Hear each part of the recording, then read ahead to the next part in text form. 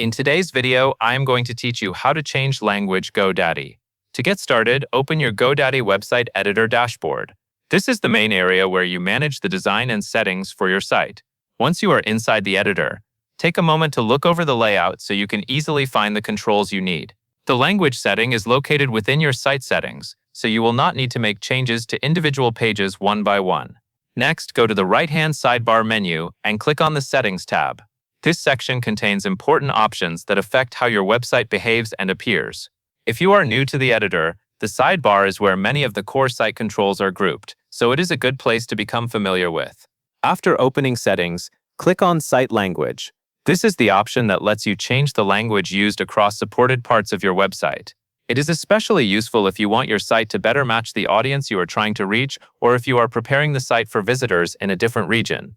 Once you are in the Site Language section, use the drop-down menu to choose your target language. Godaddy supports many regional languages, so you should see a range of options available. Take your time here and make sure you select the correct language variation if more than one version is listed.